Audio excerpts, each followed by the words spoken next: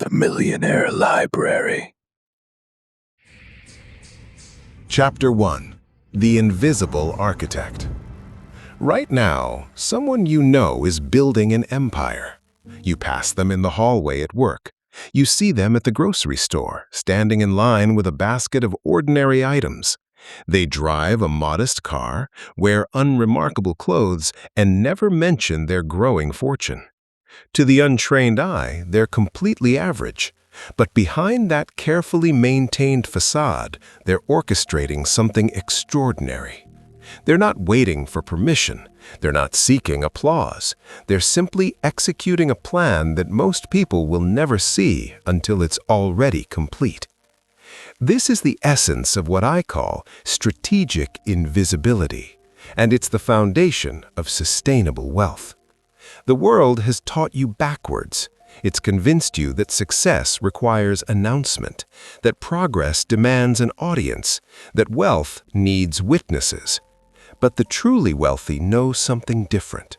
They understand that power dilutes the moment you display it, that opportunity vanishes when you broadcast it, and that fortune abandons those who cannot keep her secrets.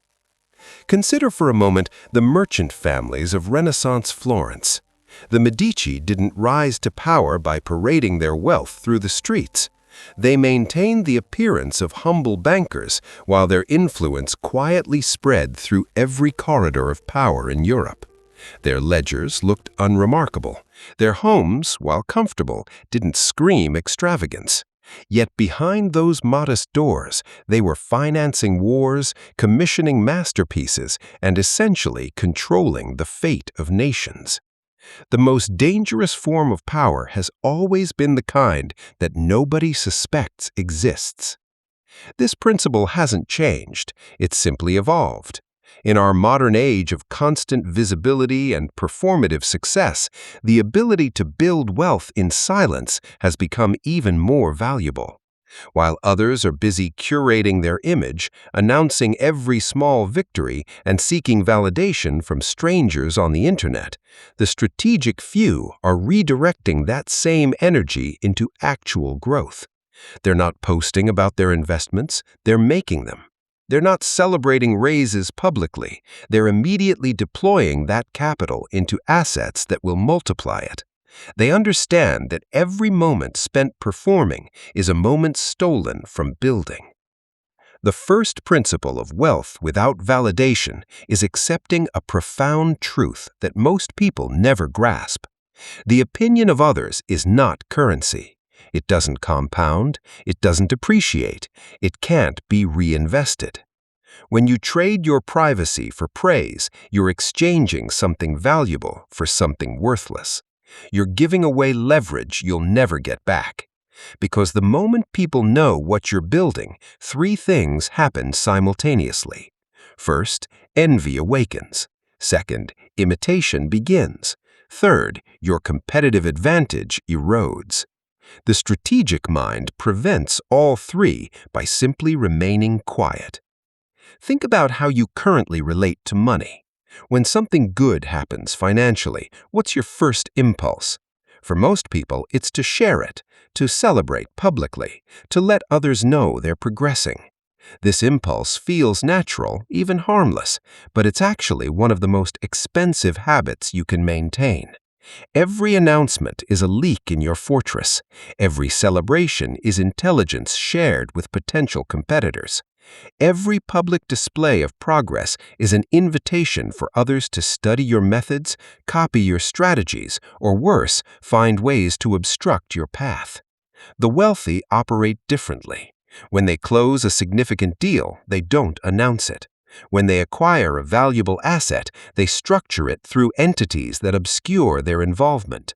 When they experience a windfall, they immediately begin calculating how to deploy it before anyone knows it exists. This isn't paranoia, it's pragmatism. They've learned through experience, or wisdom, that financial privacy is itself a form of wealth. The less people know about what you control, the more freely you can move. The fewer questions you face, the more options you maintain. Now, I want you to understand something critical. This approach isn't about shame or hiding. It's not about pretending to be poor or denying yourself comfort. It's about recognizing that there's a fundamental difference between building wealth and performing wealth. Building happens in private. It's boring, it's repetitive, it's unsexy. It involves spreadsheets and compound interest and automated investments and long stretches of absolutely nothing dramatic happening. Performing, on the other hand, is exciting. It gets likes and comments and attention. But it doesn't compound. It just evaporates, leaving you exactly where you started, except now with less privacy and more scrutiny. The strategic builder makes a conscious choice. They choose substance over symbols. They choose actual progress over perceived progress. They understand that a car is transportation, not identity. That a home is shelter and investment, not a billboard advertising their net worth. That clothing serves a function, and that function isn't impressing strangers who won't remember them tomorrow. This isn't about deprivation, it's about allocation. Every dollar not spent on display is a dollar that can be put to work. Every moment not spent managing others' perceptions is a moment that can be invested in actual growth. Here's what this looks like in practice. You get a promotion that comes with a substantial raise. The average person immediately upgrades their lifestyle.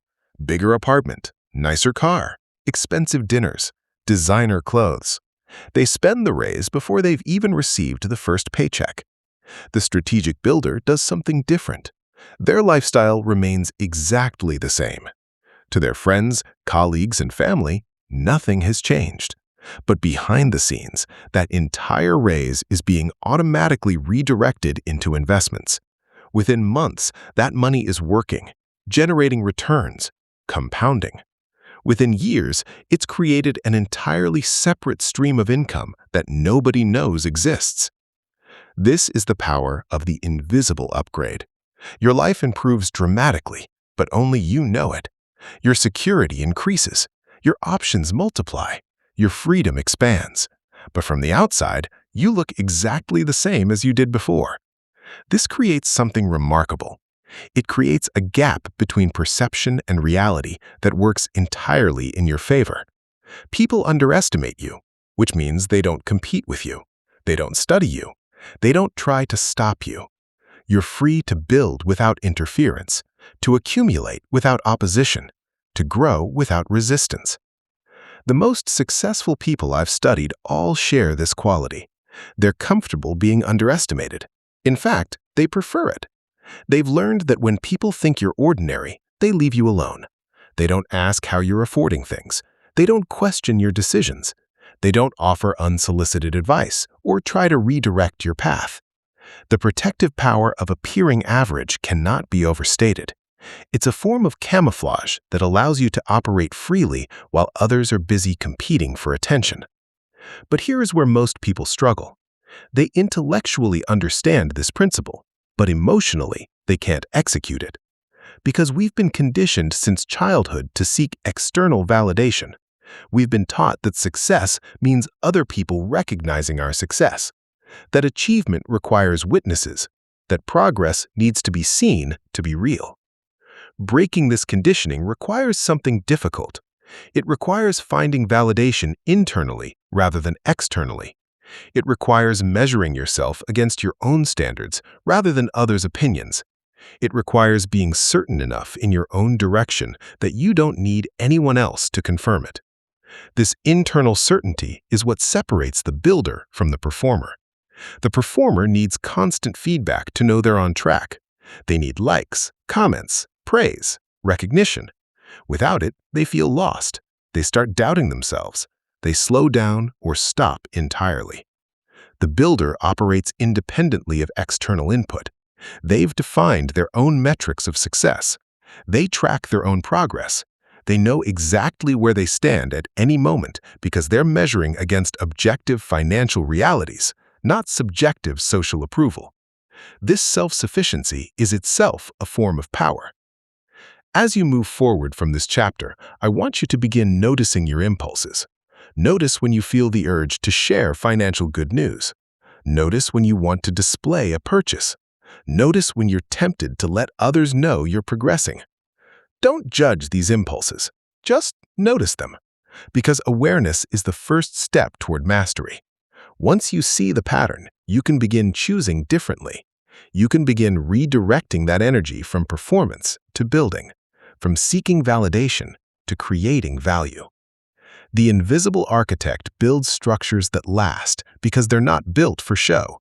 They're built for function, for growth, for compounding. The foundation you're laying now, in silence, without witnesses, without applause, this is the foundation that will support everything that comes next. Guard it carefully, protect it fiercely, and let absolutely no one see how deep it runs.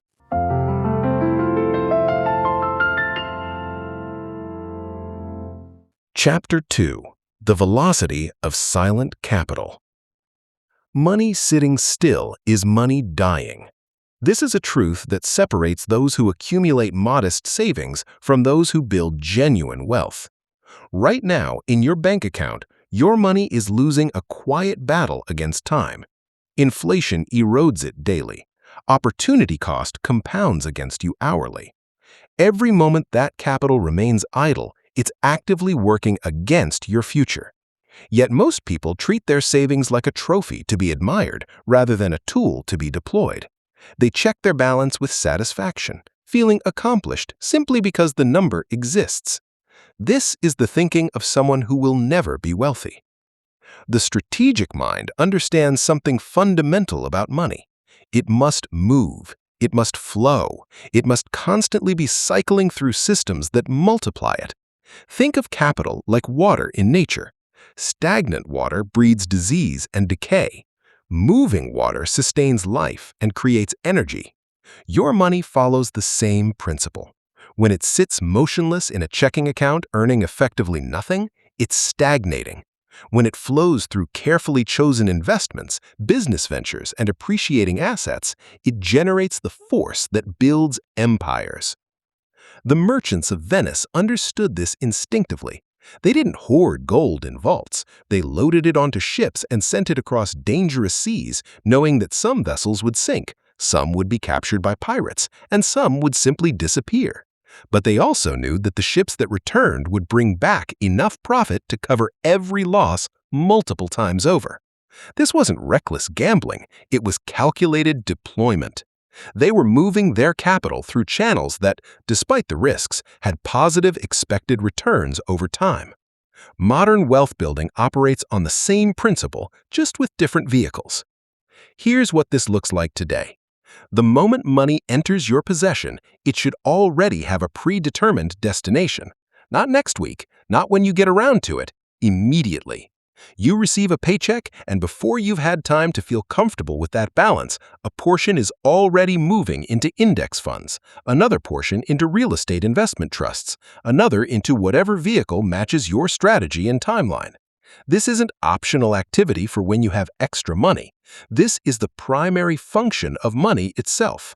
Consumption is secondary. Deployment is primary. Most people have this backwards.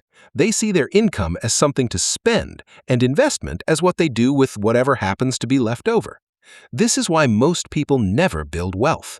The strategic builder inverts this completely. Investment happens first, automatically, non-negotiably. Lifestyle is funded by what remains.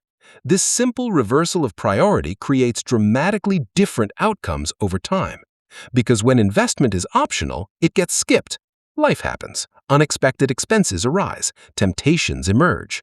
But when investment is automatic, it happens regardless of circumstances, regardless of emotions, regardless of market conditions. This brings us to a critical distinction that most people miss. There's a profound difference between investing and speculating. Investing is the systematic deployment of capital into assets with proven long-term appreciation. Speculating is gambling on short-term price movements based on hope, hype, or emotion. The wealthy invest. The desperate speculate. The wealthy build diversified portfolios of index funds, real estate, and businesses with actual revenue. The desperate chase cryptocurrency tips, penny stocks, and whatever trend is currently generating social media excitement. Understanding this difference is essential because the modern world is designed to turn you into a speculator. Everywhere you look, there are promises of quick returns, insider opportunities, and shortcuts to wealth. These narratives are seductive precisely because they appeal to impatience. They promise you can skip the boring part and jump straight to being rich. But here's what they don't tell you. Speculation is a zero-sum game where the majority loses so the minority can win. Investing is a positive-sum game where patient capital grows with the overall expansion of productive economic activity. The strategic approach is almost boringly simple. You identify broad market index funds with low fees and consistent historical returns. You set up automatic monthly investments that purchase shares regardless of whether the market is up or down. You ignore the daily noise, the panic, the euphoria, the predictions. You simply let the system run, month after month, year after year. While others are frantically trying to time the market, jumping in and out based on fear and greed, you're accumulating shares at average prices that smooth out the volatility over time. This is the power of what's called dollar-cost averaging, though I'd prefer to think of it as the discipline of consistency. When markets are high, your automatic investment buys fewer shares. When markets are low, it buys more shares. Over extended periods, this mechanical approach outperforms the vast majority of people trying to be clever. Because being clever requires being right repeatedly. Being consistent only requires showing up repeatedly. The former depends on luck and timing. The latter depends only on discipline. But here's where most people fail, even when they understand this intellectually. They can't tolerate the boredom. Automated investing isn't exciting. There's no drama, no stories to tell, no gambling thrill. You set it up once and then you just let it run while you focus on other things. For people addicted to action and stimulation, this feels like doing nothing. They want to feel like they're actively managing their money, making smart moves, outsmarting the market. This desire for engagement is exactly what destroys their returns. The data is unambiguous. The more frequently someone checks their investments and makes changes, the worse their returns become. The traders who are constantly buying and selling, trying to catch every movement, they underperform simple buy-and-hold strategies by enormous margins. Why?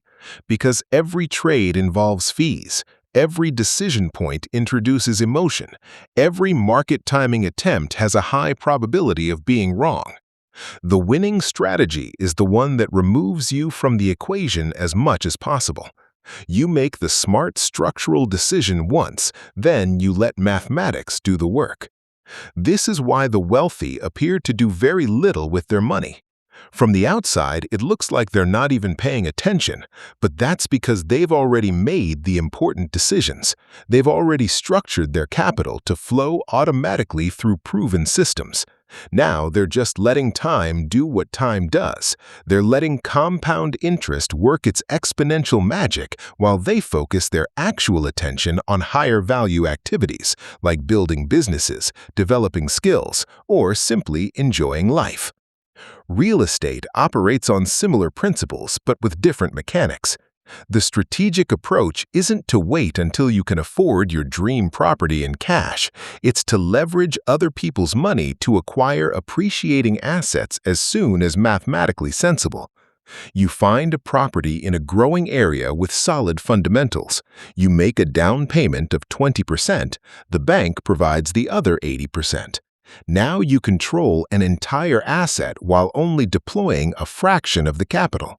As that property appreciates, you're gaining returns on the full value, not just your initial investment. Meanwhile, if you've structured it correctly, tenants are covering the mortgage payment. This is leverage, and it's one of the most powerful tools available to anyone building wealth. But it requires patience and proper structure. You don't leverage yourself into properties you can't afford. You don't chase speculative markets. You look for stable areas with job growth, population growth, and economic fundamentals that suggest continued appreciation. You buy properties that generate positive cash flow from day one, meaning the rental income exceeds all expenses, including mortgage, maintenance, and vacancy reserves. You hold them for years, letting appreciation and loan paydown work simultaneously while tenants fund the entire operation. What makes this approach powerful is its mechanical nature. You're not trying to flip properties quickly. You're not gambling on sudden appreciation. You're acquiring assets that produce income while simultaneously increasing in value over time. It's boring. It's slow. It works. The people who get destroyed in real estate are the ones who deviate from these principles. They over-leverage, they speculate, they buy properties that don't cash flow hoping appreciation will save them. They try to time markets, they get emotional. The same principle applies to business and side income. The strategic approach isn't to quit your job and pursue some passionate dream business with no validation. It's to start something small on the side that solves a real problem for real people who will pay real money. You test it while keeping your primary income stable. You validate the concept with actual customers before scaling. You build systems that can eventually run without your constant presence. You treat it like an asset you're constructing, not a job you're creating for yourself. This might be freelance consulting in your area of expertise. It might be a small online business selling products to a specific niche. It might be local services that solve annoying problems people will pay to avoid. The specific vehicle matters less than the approach. You're not looking for passion or purpose or fulfillment. You're looking for a systematic way to convert your time and skills into money that can then be deployed into passive investments. This is simply another channel through which capital flows and multiplies. Over time, these channels compound together. Your automated investments grow. Your real estate appreciates while generating income. Your side business scales. Each one feeds the others. Profits from the business go into investments. Cash flow from real estate funds down payments on additional properties. Investment returns provide capital for business expansion. You're creating a system where money circulates through multiple engines of growth, each one reinforcing the others. This is what the wealthy mean when they talk about making money work for you. They're not being metaphorical. They've literally constructed systems where capital moves automatically through vehicles that multiply it without requiring their constant attention. They've removed themselves from the equation. They've built machines that run whether they're working or sleeping, whether they're motivated or exhausted, whether markets are good or bad. The psychological shift required here is significant. You must stop thinking of wealth building as something you do and start thinking of it as something you design. You're not working for money. You're building systems that generate money. You're not saving for the future. You're deploying capital into assets that appreciate toward the future. You're not trying to get rich quick. You're constructing the infrastructure of wealth that will compound slowly and inevitably over decades. This requires killing the part of you that needs immediate gratification, the part that wants to see dramatic results quickly, the part that gets bored with consistency. Because the truth is, building real wealth is mostly boring. It's the same automated investment happening month after month. It's the same rental property generating the same cash flow year after year. It's the same business systems producing the same margins quarter after quarter. There's no excitement, no drama, no stories worth telling at parties. And that's exactly why it works, because you're not consuming your energy on performance and emotion. You're directing it into construction and mathematics. While others are riding emotional roller coasters of speculation and gambling, you're simply executing a plan that has worked for centuries. You're letting proven principles do their work while you remain strategically invisible, quietly accumulating, patiently building, and absolutely refusing to seek validation for progress that nobody else needs to know about.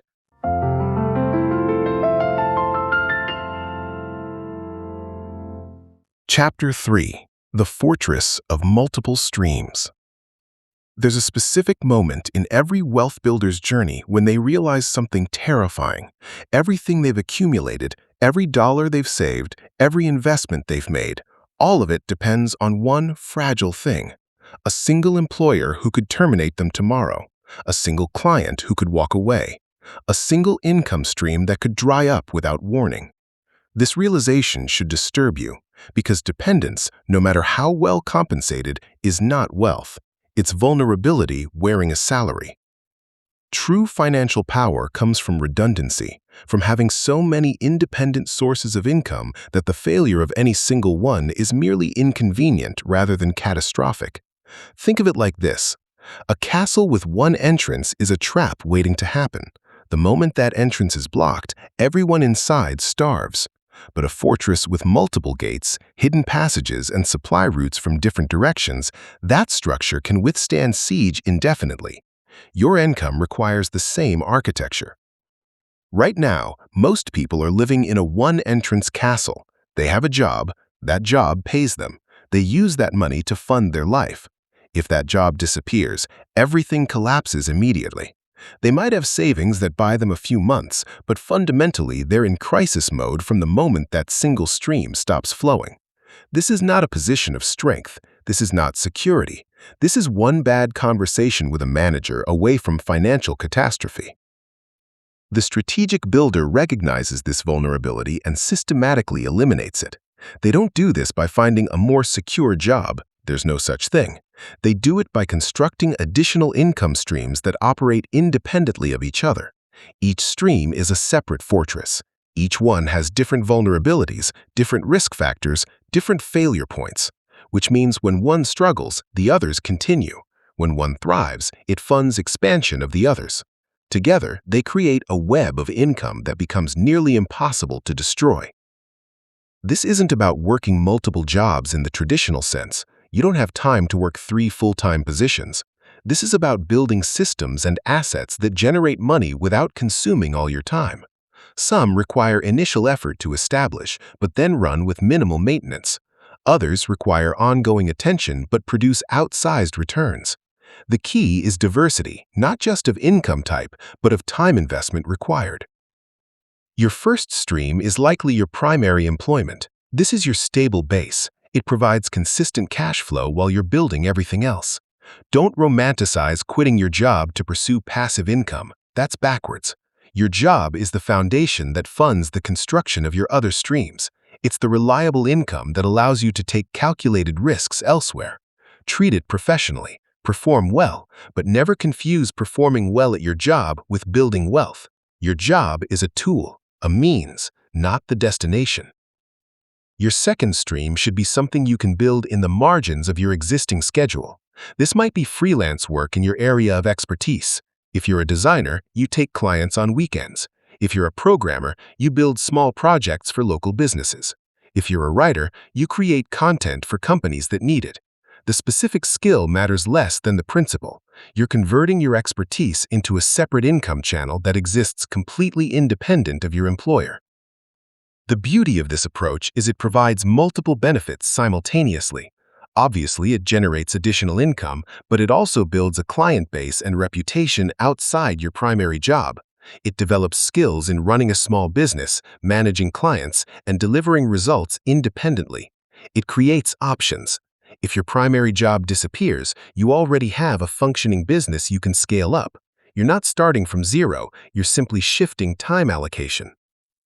This second stream doesn't need to match your primary income immediately. In fact, it probably won't for years. That's not the point. You're building infrastructure, not replacing your salary. Even if it only generates an extra $1,000 monthly, that's $12,000 annually that you're immediately deploying into investments. Over time, that compounds into substantial wealth, and the stream itself typically grows. As your reputation builds, you can charge more. As your systems improve, you can serve more clients with the same time investment. Your third stream should be passive or semi-passive investment income. This is where the capital you've been deploying starts generating its own returns. Dividend-paying index funds distribute cash quarterly. Rental properties produce monthly cash flow. Bonds pay interest. Peer-to-peer lending generates returns. These aren't income from your labor. This is money your money is making. This is what it means for capital to work for you. In the beginning, this stream is tiny, laughably small. Your first dividend payment might be $40. Your first rental property might net $200 monthly after all expenses. These numbers feel insignificant compared to your current income, but you're measuring them against zero, and you're understanding that these streams grow exponentially over time as you reinvest and compound. Here's what most people don't grasp about passive income. It's not passive to build, it's only passive to maintain. Getting that first rental property requires enormous effort. Finding the right market, analyzing deals, securing financing, managing renovations, screening tenants, setting up systems. It's a project that might consume hundreds of hours. But once it's established and properly managed, it generates income month after month with minimal ongoing input. You've traded intensive upfront work for perpetual back-end returns. The same applies to building a productized service or digital product. Creating a course, writing a book, building software, these require substantial initial investment of time and often money. But once they exist, they can generate income indefinitely with relatively little maintenance. You've created an asset that produces returns while you're sleeping, while you're working your primary job, while you're building your next stream. Your fourth stream might be equity in a business, not necessarily one you're actively running, but one where you have ownership stake. Maybe you partner with someone who has operational expertise while you provide capital. Maybe you invest in a friend's business in exchange for a percentage of profits. Maybe you build something yourself and hire people to run it. The key is that you own a piece of something that generates profit independent of your direct labor. This is how generational wealth gets built. Ownership compounds differently than income. When you work for money, your earnings are capped by your time. When you own assets that produce money, your earnings are capped only by the growth potential of those assets. This is why wealthy families stay wealthy across generations. They're not passing down jobs, they're passing down ownership of income-producing assets. Each additional stream you build increases your security exponentially, not linearly. 2 streams means if one fails, you still have 50% of your income. 3 streams means losing one only costs you 33%. 5 streams means any single loss is only 20%. 10 streams means you can lose half of them and still maintain your lifestyle while you rebuild. This mathematical reality is what creates true financial security. But here's the part most people struggle with. Building multiple streams requires patience most people don't have. Your side business might take 2 years before it generates meaningful income. Your rental property might take 5 years before appreciation and loan paydown create substantial equity. Your investments might take a decade before passive income becomes significant. During all this time, you're working hard on things that aren't producing immediate results. This is where most people quit. They start building a second stream, don't see quick returns, and abandon it to try something else. They jump from opportunity to opportunity, always starting but never finishing. They never experience the compound effect because they never stay committed long enough for it to materialize. The strategic builder understands that multiple income streams aren't built simultaneously, they're built sequentially, with each one reaching sustainability before the next is started. You focus on establishing your side business until it's generating consistent monthly income with systems that don't require your constant presence. Then you use those profits to fund your first investment property. You stabilize that property until it's cash flowing reliably, then you use that equity and cash flow to acquire the second property. Meanwhile, your automated investments have been growing steadily the entire time. Each piece reinforces the others. Each success funds the next expansion. This sequential building also protects you from catastrophic failure. If you try to start 5 different income streams at once, you'll do all of them poorly. You'll be overwhelmed, scattered, and likely fail at everything. But if you build them one at a time, bringing each to stability before starting the next, you create a foundation that can't easily collapse. By the time you're working on your 4th stream, you already have 3 producing income. The risk is contained. The psychology required here is crucial. You must value security over speed. You must prefer boring consistency over exciting gambling. You must be willing to build slowly in exchange for building permanently. Most people can't do this.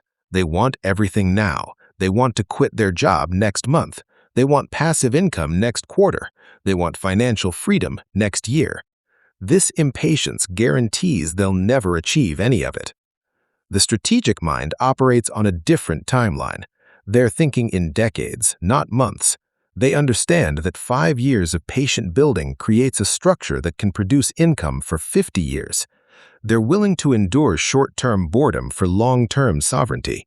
They don't need quick wins to stay motivated, because their motivation comes from understanding the mathematics of compound growth, not from emotional validation. As your streams multiply, something remarkable happens. Your relationship with money fundamentally changes. You stop thinking about it as something you earn through labor and start thinking about it as something your systems produce. You stop measuring wealth by your salary and start measuring it by the sustainability of your streams. You stop fearing job loss because losing one income source is no longer existential. This transformation creates a specific kind of freedom that employed people simply cannot comprehend. It's the freedom to walk away from anything that doesn't serve you. Toxic job? Leave. Bad client? Fire them. Opportunity that requires compromising your values? Decline without hesitation. When your survival doesn't depend on any single source of income, you can make decisions based on what's right rather than what's necessary. But this freedom must be protected through continued discipline. The temptation, once you've built multiple streams, is to inflate your lifestyle to match your total income. This is the trap that catches even sophisticated builders. They create 5 income streams, then spend everything all 5 produce. Now they're right back where they started, dependent on everything continuing perfectly. The strategic builder keeps lifestyle increases modest while channeling excess income into building additional streams and expanding existing ones. Think of it like this. Each income stream is a soldier in your financial army. When you build your first stream beyond your job, you have 2 soldiers. That's better than 1, but still vulnerable. As you build more streams, your army grows. 5 soldiers, 10 soldiers, 20 soldiers. At some point, you have enough soldiers that losing a few doesn't threaten the kingdom. That's when you've achieved true financial resilience. That's when you can finally breathe knowing that no single event can destroy what you've built.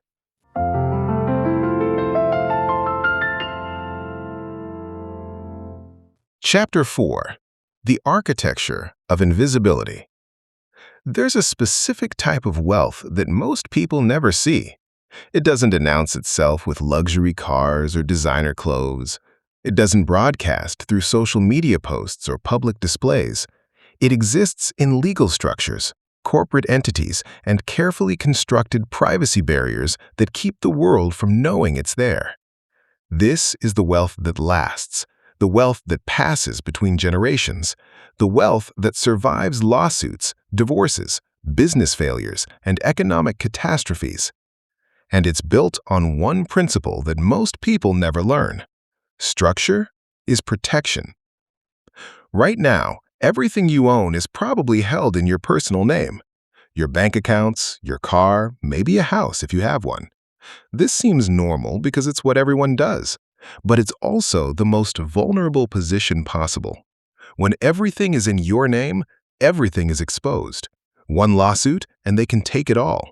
One judgment, and your entire financial life is visible to anyone who looks. One mistake, and decades of building can vanish in a courtroom. The wealthy don't operate this way. They build layers. They create separation between themselves and their assets. They use legal entities like limited liability companies, trusts, and corporations to hold property, run businesses, and manage investments. From the outside, you can't easily see what they own because it's distributed across structures that aren't obviously connected to them. This isn't about hiding money illegally. It's about using legal tools to create privacy and protection that keeps wealth safe. Consider how this works with real estate. The average person buys a rental property in their own name. This creates immediate problems. First, if a tenant gets injured and sues, they're suing you personally. Your personal assets, your primary residence, your savings, everything is potentially at risk. Second, anyone can look up property records and see exactly what you own, where it is, and what you paid for it. You've made your wealth publicly visible. The strategic approach is different. You create a separate LLC for each significant property. The LLC owns the property, not you. You own the LLC, but that's one step removed. Now, if a tenant sues, they're suing the LLC. Their claim is limited to the assets inside that entity, which is just that one property. Your other properties, held in separate LLCs, are protected. Your personal assets are protected. You've compartmentalized risk so that a problem in one area can't spread to destroy everything else. This same principle applies to business. You don't run a side business as a sole proprietor under your personal name. You form an LLC or corporation that operates the business. It creates legal separation between you and the business activities. It provides liability protection. It creates tax advantages. It establishes the business as a separate entity that could potentially be sold. And critically, it keeps your personal name out of public business records. Most people resist this because it seems complicated or expensive. They think legal structures are only for rich people or big businesses. This is backwards.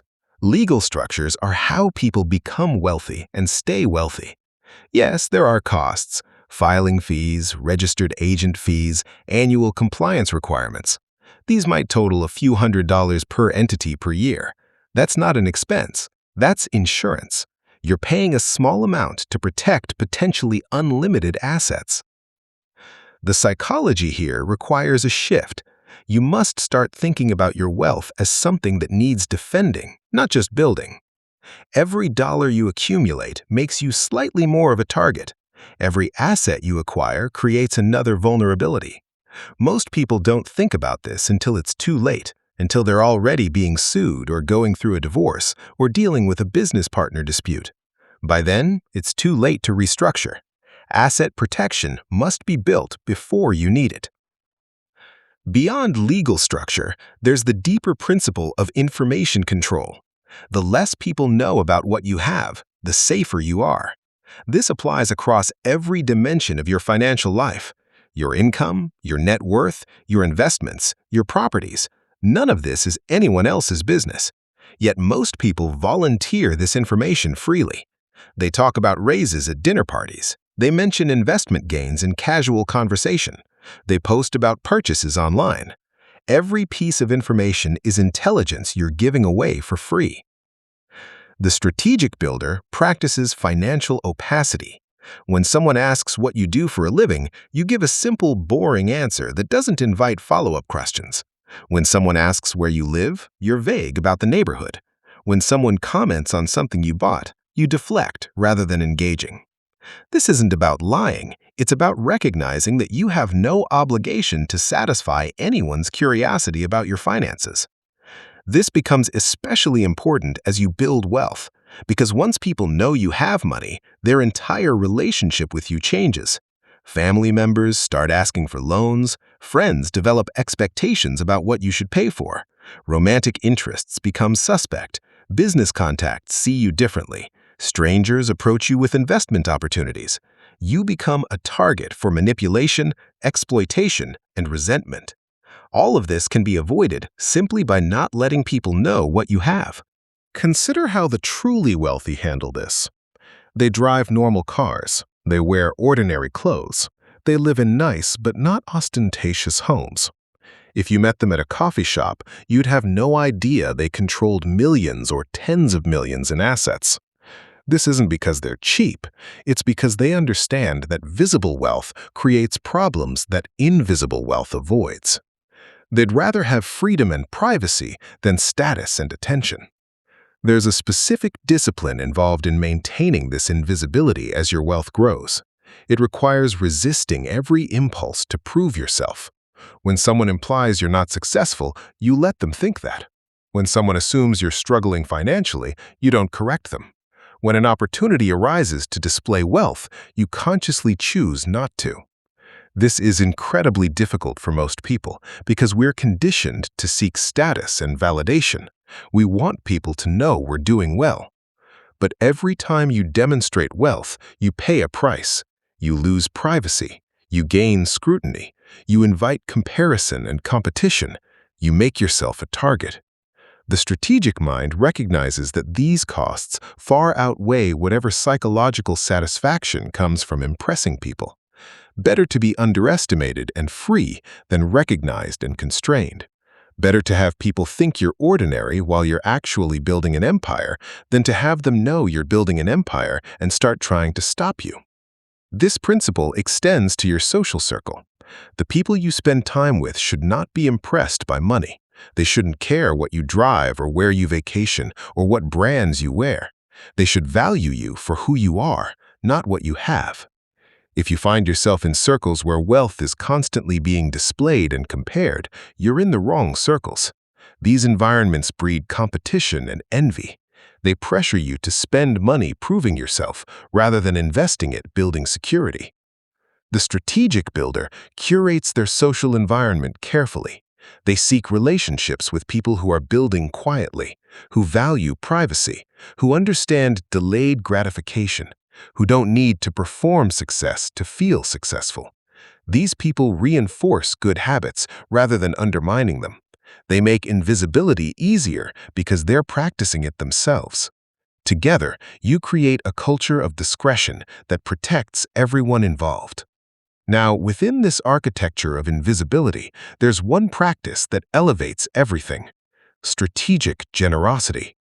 The wealthy give, but they give invisibly.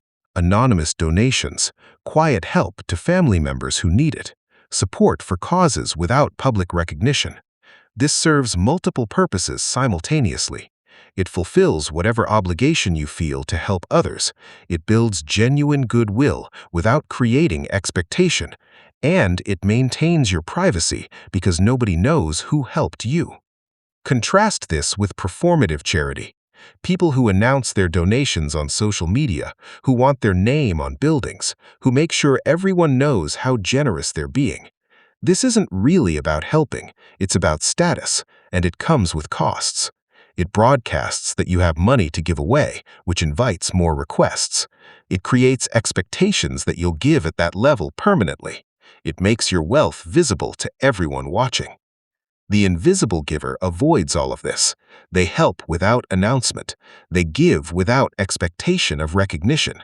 They support causes and people quietly. This allows them to be genuinely generous without advertising their capacity to be generous. Nobody knows who helped them, so they can't ask for more or resent you for not giving enough. You maintain complete control over your generosity rather than having it controlled by public expectation.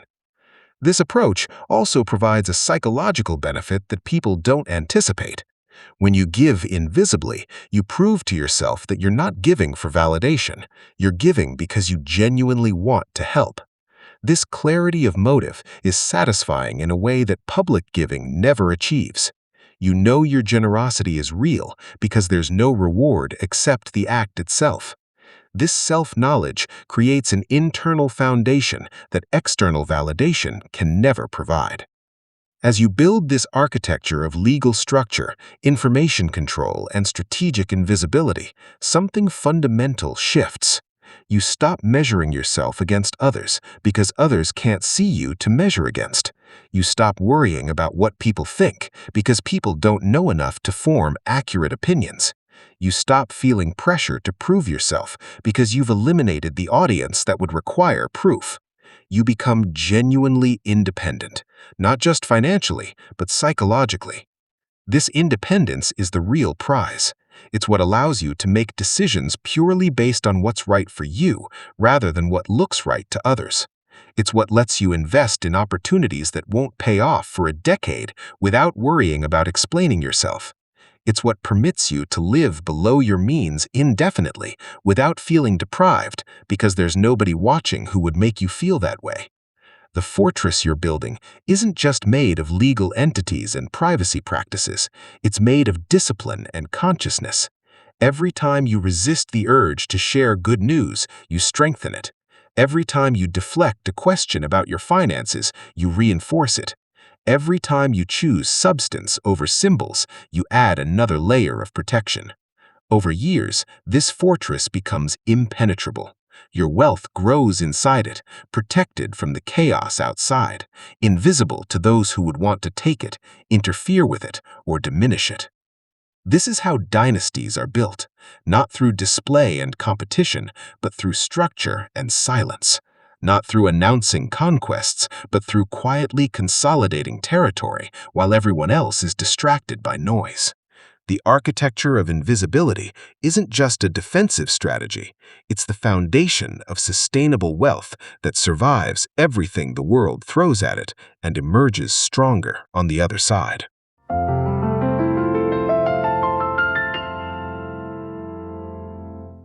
Everything you've built until now, every structure, every stream, every layer of protection, all of it depends on one variable that most people never consider: you. Not the you that exists today, but the you that continues to evolve, adapt, and sharpen as circumstances change. Because here's the truth that separates temporary success from lasting wealth. The world is not static. Markets shift, technologies emerge, regulations change, opportunities appear and disappear, and the mind that built wealth in one environment must evolve to protect and multiply it in the next. Right now, you possess a certain level of knowledge, a specific set of skills, particular ways of thinking about money and opportunity. These got you to wherever you currently are, but they will not get you to where you need to be in 5 years, 10 years, 20 years. The strategies that work today become obsolete tomorrow. The advantages you currently hold will erode as others learn them. The only sustainable competitive advantage is the capacity to learn faster than your environment changes. This is the final principle of building wealth without validation. Continuous evolution in silence. Consider what happens to most people who achieve some level of financial success. They reach a certain point, a comfortable income, a paid-off house, a decent retirement account, and they stop. They stop learning, they stop adapting, they stop pushing themselves into uncomfortable territory. They've achieved what they set out to achieve, and now they're coasting. They think the game is over, but the game is never over. The moment you stop evolving, you start declining. There is no steady state in finance. You're either growing or you're being eroded by inflation, competition, and obsolescence. The strategic mind understands this instinctively. They treat knowledge as their most valuable asset. They read constantly, not motivational content or entertainment, but dense material that expands their understanding of how systems work. Tax law, corporate structure, investment strategies, market history, behavioral psychology, technology trends. They're not reading to feel inspired. They're reading to gain actionable intelligence that compounds into better decisions over time.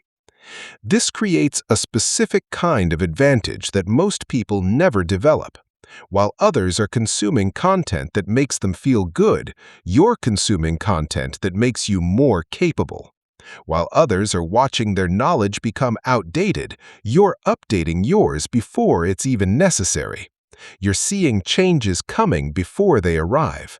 You're positioning yourself for shifts before they happen.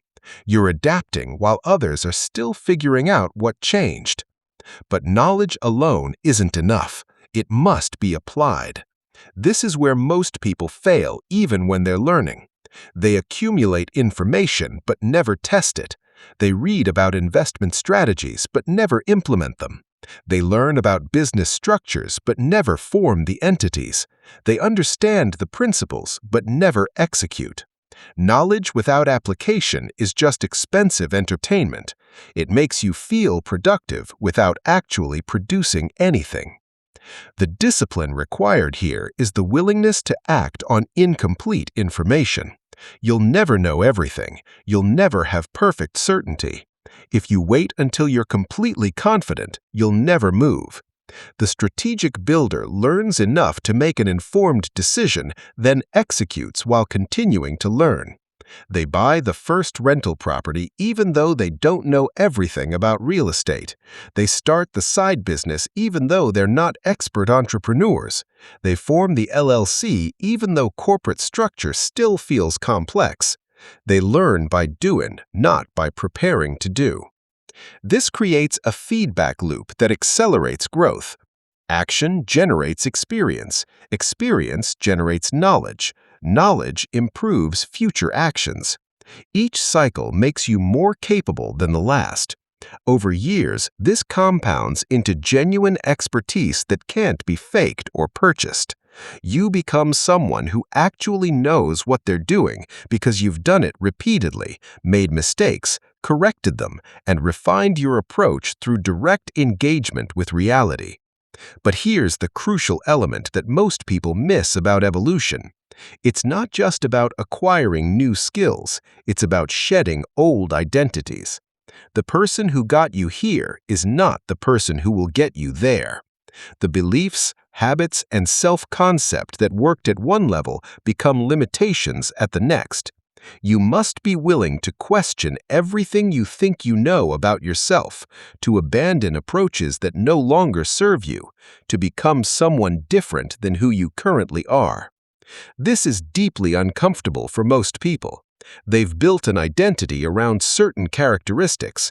They think of themselves in specific ways. Changing those self-concepts feels like losing themselves. But the strategic builder recognizes that identity is just a story you tell yourself, and stories can be rewritten. The person who thinks, "I'm not good with money," must become someone who manages multiple income streams and complex investment portfolios. The person who thinks, "I'm not a business owner," must become someone who runs profitable enterprises.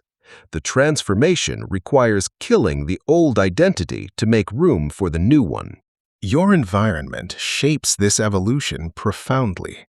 The people around you either accelerate your growth or anchor you to your current level. This is why the strategic builder is ruthless about their social circle. Not cruel, but selective. They gradually distance themselves from people who drain energy, promote limiting beliefs, or pull them toward mediocrity. They move toward people who are building, learning, and evolving. People who make them uncomfortable because they're operating at higher levels. This doesn't mean abandoning everyone from your past. It means being honest about which relationships serve your growth and which prevent it. Some friendships are based on who you used to be. They keep you locked in old patterns because that's the version of you they're comfortable with. When you start changing, they resist. They make comments about you being different. They try to pull you back to familiar behaviors. These relationships, no matter how long they've existed, become obstacles to evolution. The people you need are those who challenge you to improve, who share knowledge freely, who hold you accountable to your stated goals, who celebrate your wins without envy and critique your mistakes without judgment. These relationships are rare and valuable. They're not based on history or convenience. They're based on aligned values and mutual growth. Building these connections requires putting yourself in environments where such people exist. Industry conferences, mastermind groups, online communities focused on specific skills. Anywhere serious people gather to improve. As you evolve, your relationship with time transforms completely. You stop thinking in terms of hours and start thinking in terms of decades. You're not trying to get rich this year. You're building wealth that will compound for the next 30 years and support generations beyond your own. This longer time horizon changes everything. It makes you patient with slow growth. It makes you willing to invest in things that won't pay off for years. It makes you immune to the panic and euphoria that destroys most people's finances. This perspective also changes how you handle setbacks. When you're operating on a decades-long timeline, individual failures become insignificant. A bad investment that loses money isn't a catastrophe, it's tuition. A business that fails isn't the end, it's education. A strategy that doesn't work isn't proof you're incompetent, it's data for the next attempt. You develop resilience that comes from understanding that the game is long, and any single outcome is just noise in a much larger pattern. The strategic mind also recognizes cycles. Everything moves in patterns. Markets boom and crash, technologies rise and fall, industries emerge and die, political environments shift. Most people get caught by these cycles because they assume current conditions will last forever. They buy assets at the peak because everything seems perfect. They sell at the bottom because they can't imagine recovery. They make every decision based on the immediate moment rather than understanding where they are in the larger cycle.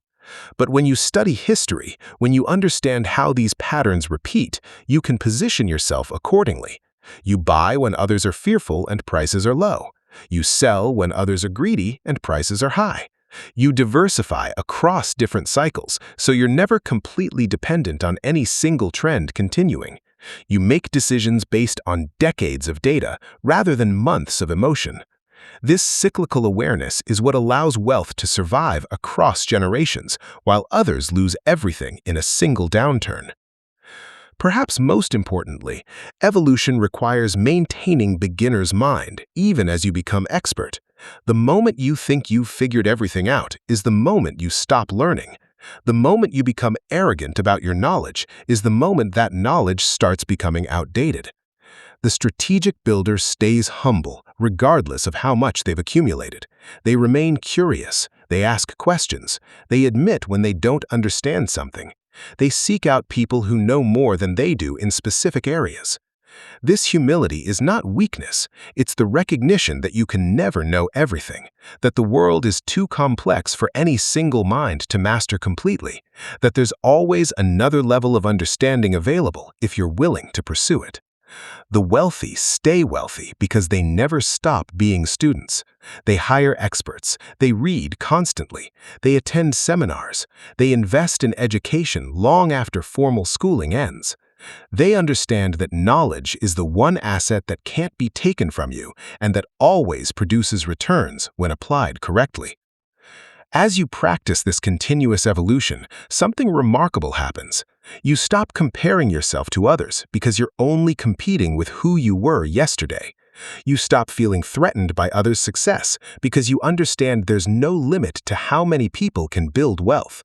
You stop worrying about being the best because you're focused on being better. This internal orientation creates peace that external achievement never provides. The ultimate evolution is recognizing that wealth itself is not the goal. It's a tool, a means. What you're actually building is freedom. The freedom to spend time how you choose. The freedom to work on projects that matter to you. The freedom to help people without expecting anything in return. The freedom to say no to anything that compromises your values or peace.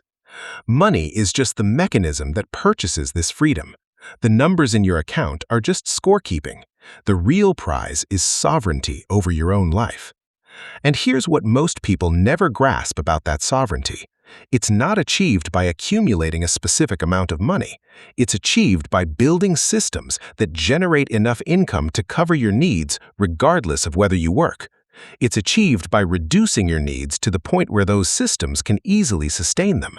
It's achieved by constructing such robust structures that no single event can threaten your security. The number itself is almost irrelevant. What matters is the relationship between your income streams, your expenses, and your resilience. This is why two people with the same net worth can have completely different levels of actual freedom. One has $1 million in assets, but high expenses and fragile income. The other has $1 million in assets, but low expenses and diversified streams. The first person is wealthy on paper, but anxious in reality. The second person is genuinely free. They've built something that can't easily be destroyed. They've created independence that survives market crashes, career changes, and life disruptions. As you continue evolving, you'll notice that the metrics of success change. Early on, you measure progress by income increases and net worth growth. But as you mature, you start measuring different things. How much time you control, how many obligations you can decline without consequence, how peaceful you feel about money, how little you think about it because your systems are handling everything automatically. These qualitative measures matter more than the quantitative ones because they reflect actual life improvement rather than just number increases. The final evolution is recognizing when enough is enough. Not in the sense of stopping growth, but in the sense of no longer being driven by accumulation. You continue building because you enjoy the process, because you want to help others, because you're creating something meaningful. But you're not doing it from fear or insecurity. You're not trying to prove anything. You've already won. Everything from this point forward is just playing a game you enjoy with resources you've already secured. This is the ultimate freedom. Not having to build wealth, but choosing to, because the activity itself is satisfying. Not needing more money, but acquiring it anyway, because your systems are optimized and running automatically. Not proving yourself to anyone, but continuously improving because growth is its own reward. This is what mastery looks like: calm, consistent, and completely invisible to everyone watching. You've reached the end of this particular journey, but really you're at the beginning of your own. Everything written here is worthless unless you apply it. Reading about wealth building is not the same as building wealth. Understanding principles is not the same as executing strategies. Agreeing with ideas is not the same as living them. The gap between knowledge and action is where most people spend their entire lives, nodding along with good advice while changing nothing about their behavior. Don't be that person. Take one principle from this material and implement it this week. Not someday, not when conditions are perfect, this week. Automate an investment. Research LLC formation. Start tracking where your money actually goes. Anything. Just move from passive consumption to active implementation, because momentum begins with a single step. And that step must happen now, not in some imagined future when you feel ready. You're not going to feel ready. You're never going to have perfect clarity. You're always going to have doubts and questions and uncertainties. The strategic mind acts anyway. They move forward with incomplete information because they understand that experience teaches faster than preparation. They make the first decision knowing they'll make mistakes, knowing they'll learn from those mistakes, knowing that learning is how they become the person capable of making better decisions next time. Remember the core truth that runs through everything. Build in silence. Let others perform while you construct. Let them announce while you accumulate. Let them seek validation while you seek victory. The quiet builder wins not because they're smarter or more talented, but because they're focused. They're directing energy toward creation rather than dissipating it through performance. They're running a different race on a different timeline with different metrics. And that race, the one nobody sees, is the only one that actually matters. 5 years from now, the person who executed these principles will be living a completely different life than the person who just read about them. 10 years from now, the gap will be enormous. 20 years from now, they'll be living in different worlds. One will have built genuine independence through disciplined execution and patient compounding. The other will still be planning, still preparing, still explaining why they haven't started yet. The only difference between these two people is the decision to act rather than observe. You have everything you need to begin. You don't need more knowledge, more time, more money, or perfect circumstances. You need the willingness to start with what you have, where you are, right now. To automate that first investment, even if it's small. To form that first entity, even if it feels premature. To build that first additional income stream, even if you're tired after your regular job. To practice financial silence, even when you want to share good news. These small disciplines, repeated consistently over years, become the fortress that protects your future. This isn't easy. Nothing worth doing is. There will be moments of doubt when you question whether any of this matters, moments of temptation when everyone around you is spending and displaying while you're saving and building, moments of loneliness when you realize your path has diverged from everyone you used to know. These moments are the test. They separate those who genuinely want independence from those who just like the idea of it. But on the other side of those difficult moments is something most people never experience: genuine peace about money, the knowledge that you're protected, the freedom to make decisions based on what's right rather than what's necessary, the ability to help others without depleting yourself, the sovereignty over your time that lets you spend it on what matters rather than selling it for survival. This is what you're building toward, not a number in an account, but a quality of life that can't be purchased, only constructed through years of disciplined execution.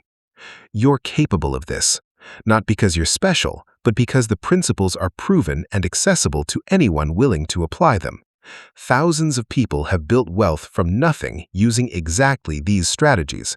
They weren't geniuses, they weren't lucky, they were simply consistent, patient, and private.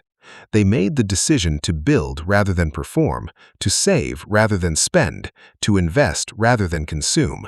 They made that decision repeatedly, daily, for years, until the compound effect created results that looked like magic to everyone watching, but felt like mathematics to them. Thank you for investing this time in understanding how wealth is actually built, not through shortcuts or secrets or special advantages, but through the disciplined application of principles that have worked for centuries. Now comes the part that matters: the execution, the daily choices, the private discipline, the invisible architecture. Build it carefully, protect it fiercely, and let absolutely no one see how deep it runs. Your empire awaits. Not someday.